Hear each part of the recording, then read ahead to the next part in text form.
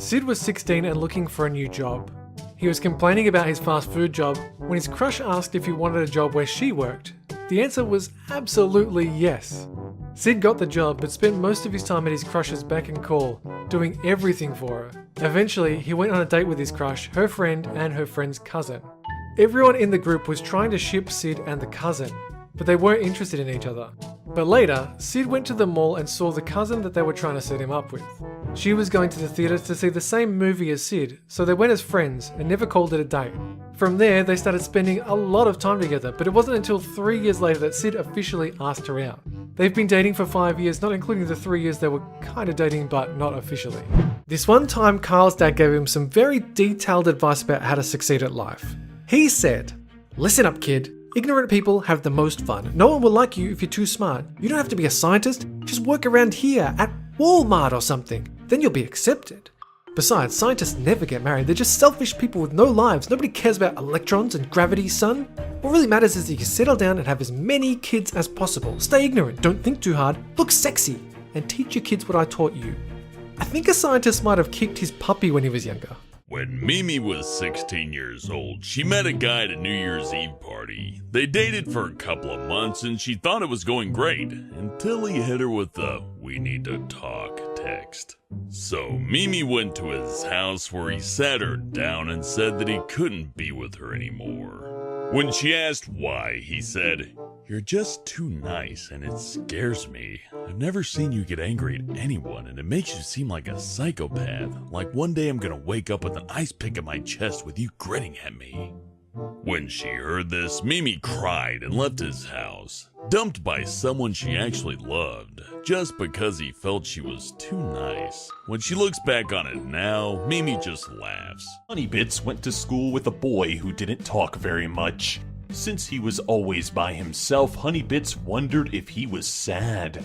One day during a class field trip, she decided to sit next to him on the bus to see if she could start a conversation.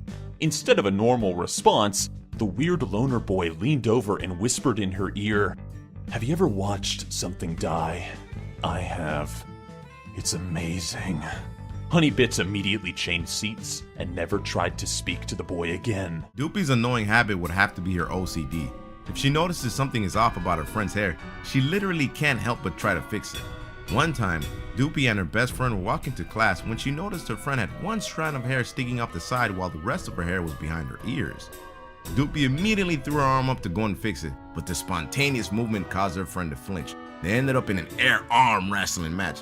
With her friend trying to keep Doopy's hands off her head, she eventually got the strand of hair. But now her friends keep her hair messy just to annoy her. One rainy day, Dolan and Gooby were walking home with some friends.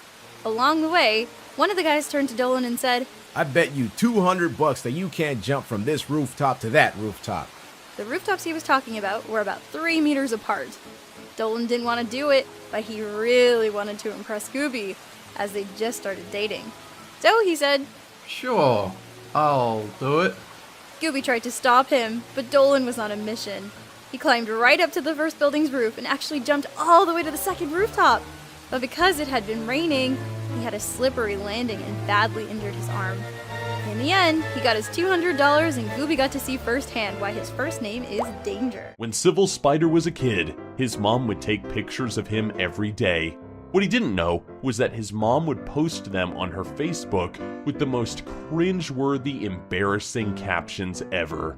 When he got a Facebook, he was tagged on all of the pictures, so all of his friends could see, including the girl he had a crush on. Now one day, his mom took a picture of him and this girl talking to each other, and she posted the picture with the caption, "My little baby growing up, talking to the love of his life."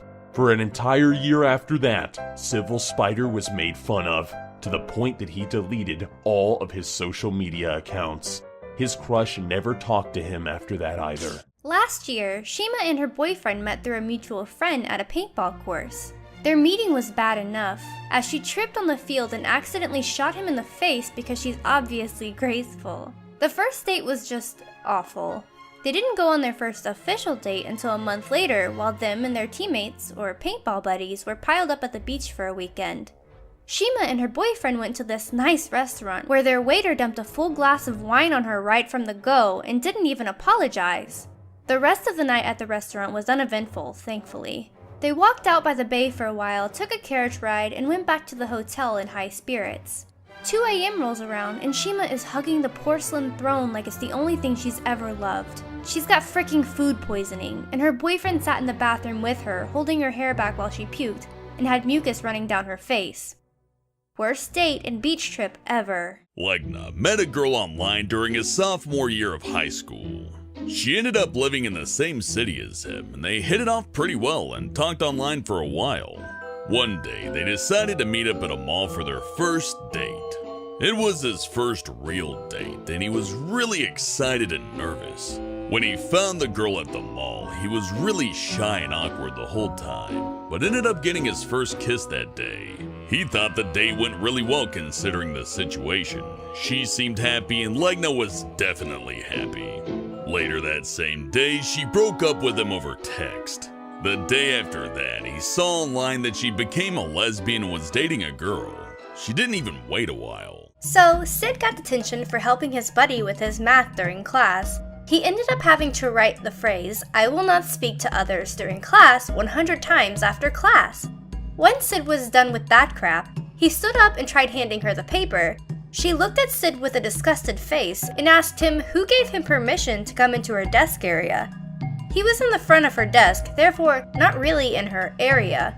She told him to write another 100 damn sentences saying, "I will not come close to the teacher's desk without permission." That shit had him heated. After he finally finished the damn thing, Sid asks, "Can I come to your desk to hand in my papers?" He gave her the papers, but she looked at him in the eye and crumpled them into balls. She threw them away and said, "Goodbye." Sid wanted to smack her so damn bad.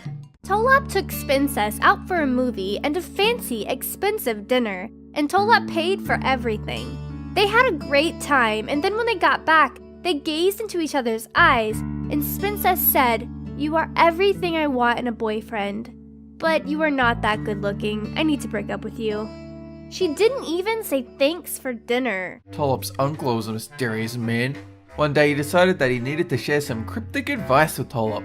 His uncle sat him down and brought him some whiskey. He told Tolop that once they finished speaking about his advice, they could never speak of it again. Tolop, was all ears, desperate to know what words of wisdom his uncle was about to impart. He leaned close to Tolop, stared him in the eyes and said, "Earlier than you want to, and more often than you can stand." And then he stood up and left. To this day, Tolop has literally no idea what he was talking about. It was an ordinary day in Doopy's middle school, but as she entered her last class of the day, the room was empty. There was no sign on the door, so she decided to stay in the classroom. She turned the lights off and sat in a corner and played a game on her phone. A few minutes passed and she started to hear noises. Doopy, being a paranoid freak, started to investigate. She searched the desks, the cabinets, the drawers, nothing. As soon as she got to her spot, she saw something black and white that made the same noise as before. She looked closer, but as soon as she got closer, a black furry tail appeared with a white line that was aiming at her. Then it hit her. It was a skunk. Doopy screamed and fell on her butt, which caused the skunk to spray her. The bell rang, which caused the skunk to spray again before running off somewhere in the classroom. She ran home and took a tomato shower. The next day, the principal announced that a wild skunk was on the school grounds, but they managed to catch it. Doopy never figured out how the skunk got into the classroom, or where the teacher and the students went.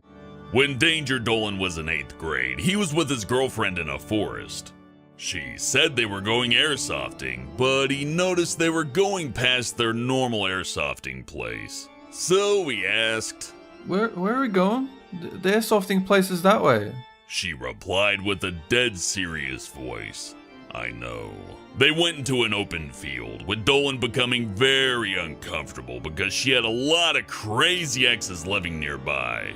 While she started unpacking the airsoft guns, he suddenly noticed that they weren't airsoft guns and noticed bullet casings. He almost immediately shouted, "What the fuck? Those are real bullets! You said we were gonna go airsofting!" Then she snapped and started raising her voice, telling him to be quiet because she didn't want to be found out. Dolan shut his mouth and silently watched her loading a clip into her gun. I think you mean magazine. When she started aiming, Dolan booked it. She yelled at the top of her lungs, "You don't go anywhere!" Then fired a warning shot into a nearby tree while Dolan ran as fast as he could, trying not to trip. He ended up making it out of the forest and ran a mile towards his home. He called the police afterwards and told them everything. Later that week, his teacher told his class that one of the students at their school murdered a guy. After that, Dolan moved across the country and replaced everything that she could use to track him. He even thought about changing his name. One time, Gergak and his girlfriend, Melon, went to a restaurant. During the meal, Gergak got down on one knee and proposed to her with an onion ring, right in the middle of the restaurant. At first, she laughed, but then saw that he had a serious look on his face. Realizing that Gergak was serious, Melon tried changing the subject, but Gergak kept asking her for an answer. She eventually got fed up and slapped him across the face before calling a friend to pick her up. Dolan was home alone once when he heard a whisper telling him to get out. The next morning, he woke up and a large splatter of blood was on the wall. He decided to get out and go for a walk. I wouldn't blame him. When he returned, someone had scratched the words, "Get out," on his wall. He went into the kitchen and suddenly plates started attacking him. The lights went out and he could hear a little creepy girl's voice singing, "Ring around the rosy, pocket full of posies, ashes, ashes, you all fall dead."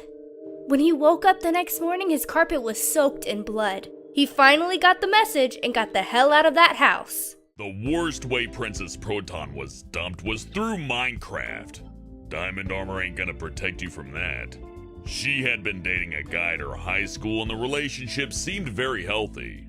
They often played Minecraft together, and one night when they were online, his character looked at Princess Proton's character and said, "Listen, you're a nice girl and all, but you're just not right for me. I'm breaking up with you." She shoved his character and logged out. She was so angry that he chose Minecraft as the best place to dump her.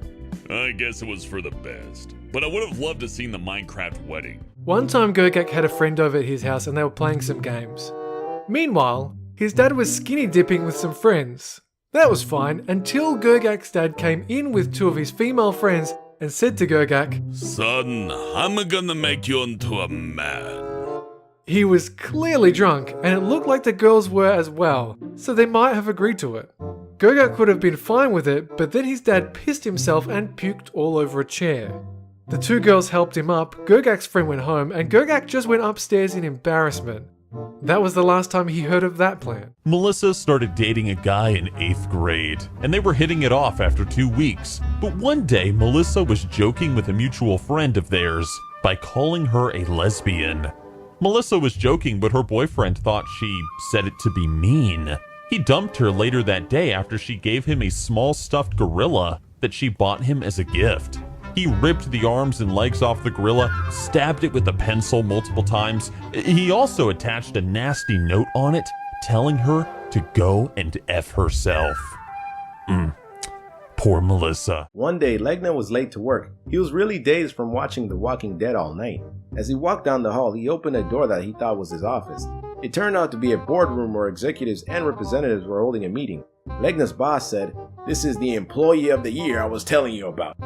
Everyone in the room began muttering phrases such as, "He's a fine young man," and "He looks like a hard worker." Confused and overwhelmed, Legna's body self-destructed. He peed his pants, puked on an executive, and almost pooped his pants. Despite being fired for the incident, Legna and his former boss are still cool and even joke about it to this day. Honeybits went grocery shopping at Walmart one day when she had to use the restroom. After doing her business, she washed her hands. While washing her hands, a lady who had been in the stall next to her randomly went up to her and shouted, "Oh my gosh, you have such pretty hair!" She then proceeded to stroke Honeybits' hair. Honeybits took a huge step away from her, then quickly and awkwardly thanked her before running out. Dolan was at a bar and, being a light drinker, got himself drunk on about 8 beers. He started wandering around the bar and fell on someone's table. The guy at the table yelled at him for disturbing his drink, and then whispered that he was trying to get laid. Dolan just drunkenly looked at him and said, Okay, I'll got a tip for you. Drink a bit before you have sex, okay? After that, Dolan drunkenly walked out of the bar towards his car, or so he thought. He tried to unlock it, but nothing happened, so he punched at the glass trying to break it. As he was doing that, a guy came running at him yelling, "Get the hell away from my car, I don't want you stealing my wife's sex toys." He got to Dolan and punched him in the nose, knocking him out. He woke up in the emergency room where he learned that his legs got run over, and that he just barely made it out alive. Snoopy's house is generally pretty clean, but unfortunately there's one issue. She is the only person who cleans their dishes. Her housemates would cook massive meals and then leave the dishes in enormous piles next to the sink. One day she decided enough was enough and refused to clean anyone's dishes anymore. Instead of learning their lesson, her housemates let the pile grow so high that it almost touched the ceiling. So one night when her housemates got home, she screamed at them at the top of her lungs. The dishes were always spotless after that. What's the weirdest rule my school had? Well, back in primary school, they come up with every flavor of the month rule you could possibly think of. They were kind of reactionary to anything that they found the students were having fun with. And so at one point, when you're playing marbles, of course, you're rolling marbles along the sewer grates and they'd ban that. But then you would replace the marbles with innocuous just balls, aluminium balls, and they'd ban aluminium permanently. At one point, kids loved to collect grass. I love to collect clumps of grass, and guess what? They banned the collection of grass. How the fuck do you even enforce that? It almost became a black market for these clumps of grass. Like, you try and collect the most before a teacher would catch you, and then they'd tear it away and just, return it to nature. It was weird. It was a weird waste of resources. In high school, one of Pringle's friends bet that if he did an embarrassing thing for money, that he would buy him lunch, plus he would keep the money. Pringle was trying to be funny, so he accepted. The next day, he wore a sign around his neck that said, "Hit me on my stomach for $1 or on my face for $5." He wore that sign for a whole day, and they were even allowed to take a photo of it for social media. Pringle's brother was the first one to come and pay. It was $10 to hit him in the face twice. Later on, a lot of people gathered around, and even some of the teachers participated. At the end of the day, Pringle earned $53 and some Chick-fil-A. When she was 18, Doopy was invited to her first party with alcohol. Even though she knew it was a bad idea to go, she went anyways. Once she arrived, Doopy saw that everyone was already drinking, so she decided to join them. After about 15 minutes of drinking, she was drunk. She was so drunk that she stripped down to nothing and dragged the table out to the middle of the street.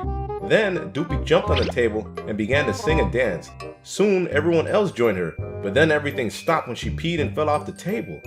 She didn't remember what had happened the next morning. The craziest bet Zargamba ever made was in 4th grade, when he and his friends were talking at lunch and one of his friends dared him to eat pizza through a straw! Zargamba's friend said he would give him $10 to do it. He figured it wouldn't be too bad since it was pizza, but it tasted as terrible as it felt. Basically, he got mostly pizza sauce, which he had to go to the trash can to spit out. The whole thing made him feel terrible after that. Worst of all, he never got his $10 because his friend's mother wouldn't allow it. One time, Gurgak was playing an online game with a bunch of people. He knew they were in the chat, but didn't have microphones. His mother noticed he had a hot mic and proceeded to say directly into the microphone, "Hey Gurgak, when you're done, can you sort the clean and soiled undies? Then could you help me find my bra?" Of course, she didn't actually need any of those things, she just did it to embarrass him, and he had no convincing way to explain it away. He decided the easiest course of action was to just quit the game and start a new group. When he was 13 and living in Detroit, Salty Squid was approached by a man in his 20s who said that he would pay him if he collected hood ornaments for him. He said that the hood ornaments could come from Cadillacs or Mercedes, it didn't matter to him. Salty Squid would earn $1 for every hood ornament he got for the man. Being in middle school at the time and thinking it would be a good opportunity to make some money, Salty Squid agreed.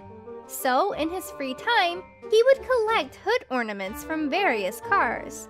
He didn't care why the man wanted them as long as he was getting paid. But after a while, people in Salty Squid's neighborhood began to complain that their cars had been damaged.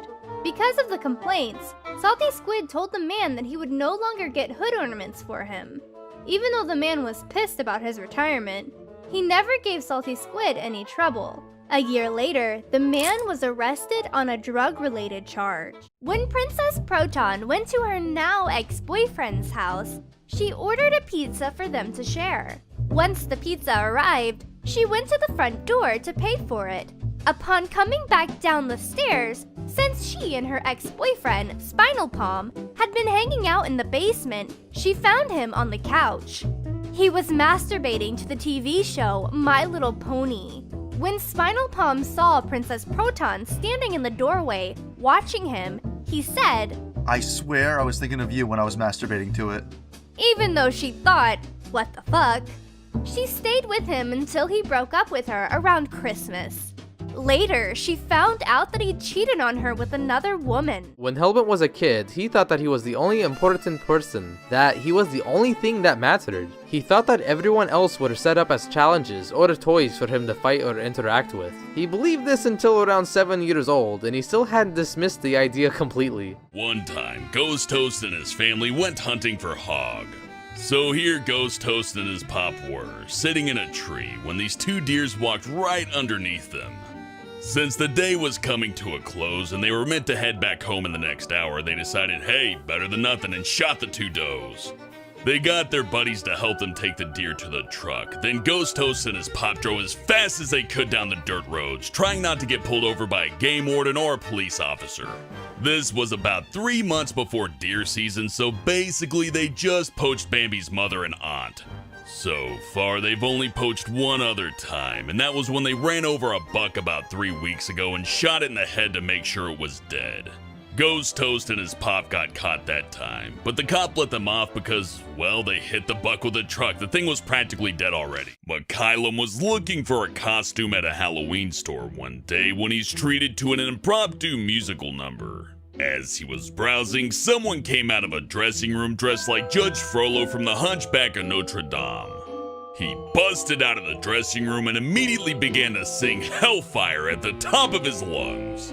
Then he sang a bit of Bells of Notre Dame as well. Then he just calmly went back into the dressing room like nothing happened. Dolan and Gooby lived in an apartment surrounded by woods, which they took walks through every day. One day Dolan and Gooby found a young homeless man who had been living in the woods for months. They felt sorry for him, so they'd sometimes give him food and money. When it got colder, they even offered him their spare room to sleep in. When he stayed with them, Dolan and Gooby would sit in bed listening to him slapping himself and laughing hysterically. When they asked their guest what his story was, he told them the government was forcing him to check in with them every 20 minutes or they'd trigger an explosion in his head. A few days later, Dolan and Gooby woke up in the middle of the night to find their homeless friend standing over their bed masturbating. At that point, they were forced to kick him out. They have no idea what happened to him after that. While in college, Gooby got to date the boy she had the biggest crush on in high school. But one day, he just stopped texting and calling her. After a few days, Gooby went on Facebook and saw he had changed his relationship status and was with another girl. About a month later, Gooby was having Chinese food with some friends when her ex walked into the store. Gooby was upset, but decided to calmly ask why he stopped talking to her. Apparently, it was because the other girl he was seeing told him the baby was his. He said he wanted to be a good dad and didn't want the child to grow up in a broken home. Gooby felt like she dodged a bullet there. This one time, Ramona went on a school trip to Quebec City. On the way, they stopped for lunch at a shopping center. There, Ramona and her friends found a witchcraft store. The store seemed empty, but as Ramona was looking at all the Wicca stuff, the store owner suddenly bursted out from the back. She pointed at Ramona and was screaming in French. She looked at Ramona with pure hatred and said, "The spirits can't save you, seer!" Ramona and her friends took the hint and got the hell out of there, running all the way back to the bus. Ramona has no idea what the woman meant or why she was singled out, but it freaked her out. Derek's school had a lot of weird rules, but one that stood out was not being able to pick up snow. When he was in kindergarten, Derek had just switched schools and didn't know about the rule. One day, his area ended up getting a few inches of snow, so everyone was very excited about going outside. When it was time to go outside for recess, Derek went over to the snow. He rolled it into a snowball and threw it at a kid's face. The kid was caught off guard but decided to throw one back at him. One thing led to another, and both of them were sent to the principal's office where their parents were angrily waiting. Derek and his classmate got in-school suspension for one day and were nicknamed Snowballers. They became friends after that. I used to work at a grocery store, and at that store was a man named Robert. He was a legend among the people, but not for the reason you might think. Robert always had this tendency of going up to the female employees, and he would tell them about how, during break time, he would go into the bathroom and jack off. And apparently he thought they wanted to hear that, or something. Robert also sometimes would tell customers, for some reason. And the thing is he never got fired. Like, he was there the day I walked in the door and got the job. And he was there the day I left the job. And even today, he's still there. Maybe he's like the CEO's, like, special cousin or something. I don't know. Anyway, I can tell you this. People learned pretty quickly in this town, don't talk to Robert, because he's really creepy. He's really awkward.